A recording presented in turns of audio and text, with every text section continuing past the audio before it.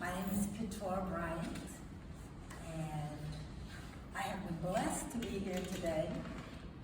And the name of my chapter is There's Always a Backstory. So what you have been listening to all morning are people's backstories. But not only that, the purpose of your backstory and looking at it is so that you will be able to have greater insight. Everyone up here expressed greater insight about their life experience. Everyone up here recognized that it was not just one experience, it was a multitude of experiences, right? Mm-hmm. And my friend Scott says that, we are divinely appointed to be in this room at this day, at this particular time. Right? And Scripture says you will go through the valleys. God never said that you were going to stay in the valley. God said you were going to go through the valley. And as a matter of fact, we're going to give you some help to get you through the valley, correct? Yep. You are the help. We are the help. We're in a state in time where we have to be the help. We have to be that light. So when I was thinking about my experience and what was I going to say about the backstory, you all can read about the story of me meeting my mentor and how I got there. But the backstory, as a therapist, I understand the richness of the individuals when they come into my office. I don't want to know the person that's sitting there right now today, because that doesn't define them. It's what is it that brought you here, that I will then have a greater understanding of how perhaps together we can move forward. So I have this thing, I love the beach. So I have made it a point that whenever I go to any new water, I go and I pray. And I pray to the ancestors. Because I know that my ancestors, millions of them I have come to understand are at the bottom of the Atlantic Ocean as a result of the Atlantic slave trade. Mm-hmm. My ancestors, my people. And I talk to them and I say to them, guide me. So this summer I was blessed to go to Thailand. So as I was in the Adanian Sea, crying, because that's the emotion that comes out. Just give me guidance. What is it that I am to say? And what I was told by the ancestors, that you were ordained before your birth. You experienced the 7 sessions of the ZOLA experience that we gave you and had you wake up at 5 o'clock in the morning in 2020 and write this book. I thought about writing a book, but not this book, okay? And it was like, what do you mean? Like, I've experienced the 7 sessions of the ZOLA experience. And it says, you experienced that in your mother's womb. That's what you experienced. My mother was a teenage mother. She was 19 when she was pregnant with her 2nd child, which would be me. And I will share the year. So she had my brother in 1950. She had me in 1952.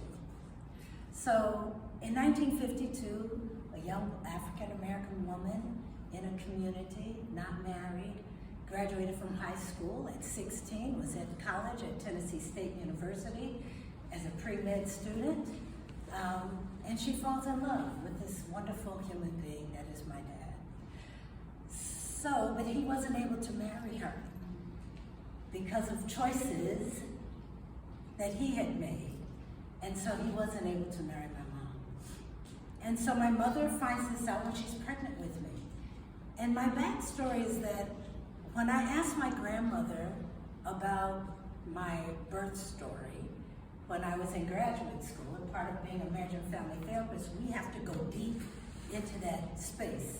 Right, because those are the messages that you are functioning on today. So when she told me, she says, well, your mother was pregnant, and she found out she was pregnant, and she went into a deep depression. So I always used to joke and say, it's a wonder that I have any positive energy in my body, because I was I was, incubated under depression. But no, I had come to understanding my backstory. My mother wasn't experienced depression. My mother was grieving. My mother was grieving a lifestyle that she thought that she was going to have. My mother was grieving the fact that she was a single person. My mother was grieving that she wasn't in college. My mother had a number of losses that were very different from what we say, what we think about when we talk about loss. We think of a death of a person. My mother had death of her dream, and she was grieving. And so the first session that we talk about in ZOLA is we bring people together and they share part of their story. My mother was surrounded by her elders. My mother was surrounded by five generations of women that were healers. Her great-grandmother was a native woman. She was a medicine woman. She was a healer. Her grandmother, my great-grandmother, Mama T, was an herbologist. My grandmother, her mother, was a master beautician, and she believed that if she could improve a woman's health and her mental health by just how she fixed her hair, she would do people's hair for free, and she had other talents. And my mother, she wanted to be a physician, right? So these women, her aunts, her cousins, her generations surrounded her, and these women shared their stories. And I know intimately some of their stories appear to be very tragic, but they infused love into my mother. The second stage of ZOLA is talking about your spirituality. Where does that come from? How do you live it? How is it a part of your life? Those women they were praying women, because I knew them. They were praying women, and that was their spiritual message that they gave my mother. The third session of ZOLA talks about the messages from your family of origin. How do you handle crisis in your life? What happens to you, and what happens to those around you when there's a crisis? Those women and those men in our family came together. The men had jobs, they were holding it down. The women would come and infuse this love into my mother. My grandmother said my mother stayed in bed until her 8th month of pregnancy. Women were combing her hair, washing her body, feeding her, nourishing her, and loving her. Right? The fourth session, we talk about you have to have a conversation with your lost love object. So my mother began to talk about the fact that the things that she had lost, the relationship and all of these things. And then your fifth session is about forgiveness. My mother had to figure out how was she going to forgive my father so that she could get up out of that bed and move forward with her life. And there was the love of these people that were around her that infused her, that allowed her to be able to do that. The sixth session, we talk about legacy. What are you going to do to honor this challenge, to honor these life lessons? What are you going to do? So her thing was, I'm going to get up out of this bed, and I'm going to make sure that my children have everything that they need in life. Right? And so the seventh session of ZOLA is the celebration. We celebrate community. We celebrate the fact that we have shared all of these things, and you have come together as a community, as a loving community to each other, and you get an identity. You become ZOLA warriors, or you become ZOLA princesses, or whatever it is. You take on a name. And so in that seventh session of my mother's experience, the celebration was me. I was born. And what do they do when babies are born? Yay! Isn't she lovely? So I experienced that. It was preordained in my DNA that I was going to come up with this book, create a nonprofit, to begin to go from community to community, to give people an opportunity to tell their stories. To tell their stories, to form community globally. And people say, globally? I say, absolutely, absolutely. Oftentimes we hear people say, they frivolously say sometimes, namaste.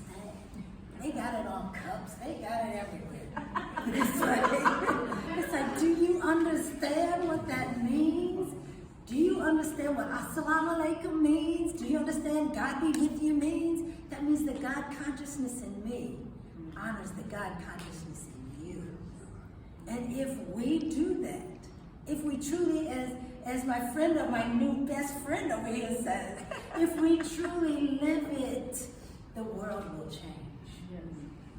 The world has to change. We are the change.